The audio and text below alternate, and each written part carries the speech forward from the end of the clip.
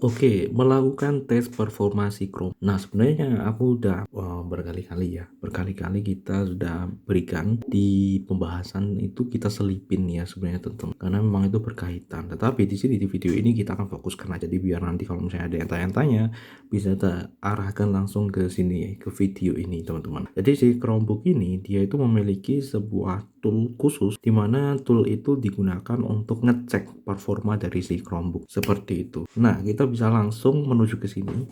Oke, ke sini biasa ya teman-teman ya. Setelah itu langsung tong gerigi ini teman-teman, setting. Atau kalian juga bisa lewat sini ya teman-teman, langsung ke setting. Sama aja.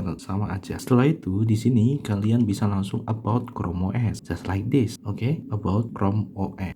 Oke, setelah itu kalian bisa langsung ke about Chrome OS teman-teman, seperti itu. Dan di bagian sini nih, di bagian bawah sini, nah dan di bagian sini ada yang namanya diagnosis ya teman, about diagnosis seperti ini. Oke, langsung kalian klik aja, klik untuk memperbesar.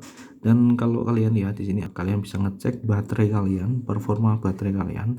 Di sini punya aku baterai health-nya itu tinggal 95 teman-teman, 95%. Nah, kalau kalian biasanya baru beli gitu ya, biasanya ya 95% itu biasanya yang udah dipakai teman-teman. Kalau yang dulu itu 100 ya, 100% itu ketika pas baru gitu ya. Tapi nggak tahu ya untuk sekarang, karena memang kan itu kan biasanya kan disimpan di gudang juga ya, nggak tahu juga itu apakah, karena ini memang udah lama ya teman-teman ya. Ini rilis 2021 loh, masuk ke mulai booming di Indonesia kan, seperti itu udah berapa tahun sendiri gitu loh. Jadi kalau misalnya mungkin tidak sampai 100% ya Wak. Dan di sini kalian bisa lihat cycle count-nya. Cycle count itu apa? Nah, di sini ya teman-teman, kalian bisa lihat di bagian sini nih.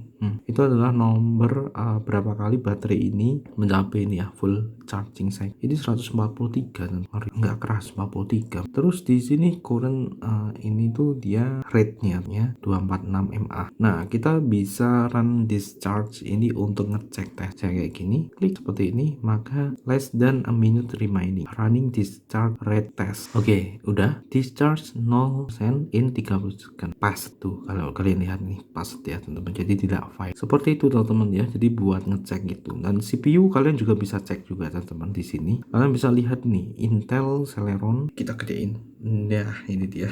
Pakai layar ini aja deh. Nah, Intel Celeron N4020, CPU-nya 1.1 GHz, dan ini thread-nya seperti ini, dia sampai 2.8 giga.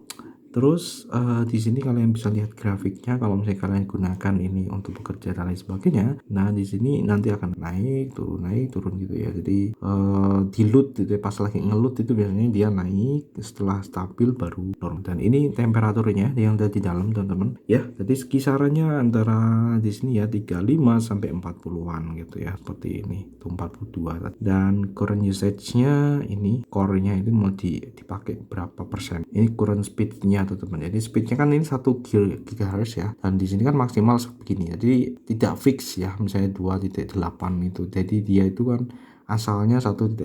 Kalau misalnya pas dia itu gak sedang dipakai berat-berat ya 1.1 kayak sekitaran segini. Pas dipakai gitu ya, ada proses yang membutuhkan ini, dia bisa nambah lagi sampai maksimal 2.8. Dan ini memorinya teman-teman, memori itu RAM-nya ya, RAM bukan storage. Jadi RAM itu dia penyimpan sementara teman-teman ya. Jadi kayak ibarat kata dia itu kayak penunjuk ya kemana buku gitu ya. Misalnya storage itu ya, storage ada penyimpanan itu adalah sebuah perpustakaan kayak gitu. Nah, RAM-nya ini dia itu kayak buku catatan yang dia itu menunjukkan kemana buku-buku itu disimpan kayak gitu. Jadi, kalau misalnya kita akses itu bisa cepat gitu ya, jadi tidak harus kita cari sekian banyak buku gitu kan. Nah, seperti itu ya. RAM storage bedakan teman-teman ya. RAM random access memory itu bedakan teman-teman, itu sementara ya. Cuman walaupun demikian itu lebih cepat ya teman-teman, cepat banget pokoknya. RAM itu cepat banget, kecepatannya cepat banget pokoknya. RAM ya, RAM itu cepat banget. Berapa kali aku ngomong cepat banget, cepat pokoknya teman-teman ya. Makanya ketika para pakar itu membuat RAM buatan gitu ya teman-teman ya, untuk nambah. Kalau di Linux itu ya namanya swap gitu kan, swap ya, itu namanya. Apalagi kalau misalnya di hard disk ya sama aja teman-teman, kecepatan hard disk itu nggak ada apa-apanya sama RAM. Itu RAM itu pokoknya cepet banget lah, cepet banget. Kalau dibandingkan SSD juga masih cepet, RAM teman-teman ya, ngeri pokoknya, cepet banget. Makanya dia itu satu RAM 32 GB itu harganya ya lumayan gitu ya. Hey. Karena itu tadi cepet banget teman-teman, hanya penyimpanan sementara.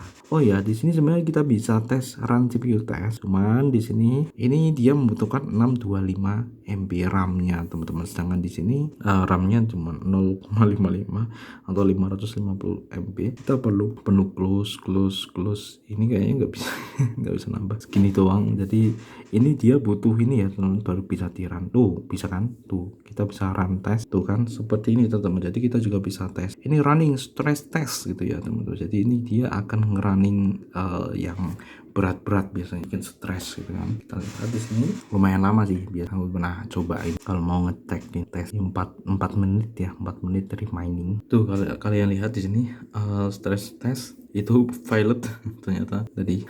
Tuh untuk yang dua ini CC test ya, case test, ini pass floating point accuracy test pas, ini prime search tesnya ini masih run. Oke, dan kalau kalian lihat ini pas dan violetnya di bagian sini. Kemungkinan mungkin ya ini bisa jadi karena memorinya tadi kurang gitu ya. Itu bisa jadi teman-teman, tapi nggak tahu sih aku ya. Yang jelas di sini pasti kita tes ini stress testnya itu violet. Nah, seperti itu kalian juga bisa run memory test. Nah, selain itu di sini kalian juga bisa cek connectivity. Ini kalian bisa cek ini IP configuration-nya di bagian sini gitu kan.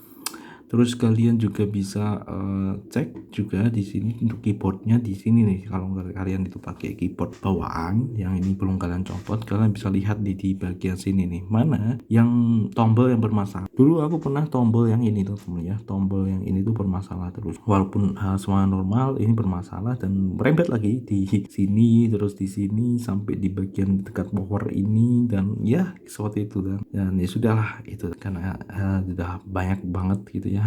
Dan sudah kita coba berkali-kali ya, akhirnya berarti ini memangnya kita akan coba kita cabut koneksi. Nah itu ya teman-teman ya. Nah selain itu di sini aku tambahin ya teman-teman ya, salah satu tool yang ya sebenarnya tidak terlalu kayak yang ada di Windows sih, cuman ya lumayan. Di sini kalian bisa pakai task manager juga di Chromebook. Nah caranya seperti apa? Kalau biasanya kan tombol search ya, nah cuman di sini karena kita pakai keyboard eksternal, tombol search itu di tombol Windows kalau misalnya kalian pakai keyboard yang biasanya. Atau kalau kayak gini kan ini nggak ada nih tombol Windows ya, ini tombol start. Kalau di ini ya di Logitech K380 tombol start sama ESC tuh dia akan keluar task manager kayak gini yang fungsinya kalau misalnya ada jarang ya sebenarnya tentunya aplikasi yang lag kayak gitu, nge-lag, kalian bisa pakai ini buat nge-end process. Kalian cari aplikasinya gitu ya, cuman perlu hati-hati ya teman-teman ya, karena memang ini ada ya browser kayak gini. Browser itu ini ya teman-teman ya, Chrome-nya seperti itu. Jadi ini normal ini seperti ini. Kalau misalnya kalian pakai aplikasi Linux, misalnya ada di aplikasi Linux yang error seperti itu, walaupun sebenarnya kita bisa langsung close ya. Cara close-nya biasanya gini teman-teman, kalau pas ngehang itu biasanya tinggal kita klik ya di bagian sini, close 2 kali gitu udah close dan sudah langsung kill gitu ya teman-teman ya di sini. Jadi kita tidak perlu pakai end processan gitu. Cuman di sini task manager ini kalian bisa lihat proses yang ada yang sedang berjalan di Chromebook. Di sini ada 4 baris 1 2 3 4 5 teman-teman. Ada task, ada memory footprint, terus ada CPU, ada network, dan proses ID-nya. Nah seperti itu. Nah jadi itu beberapa tool yang bisa kalian manfaatkan dan itu built-in langsung di Chrome. Semoga bermanfaat. Bye bye. Assalamualaikum warahmatullahi wabarakatuh.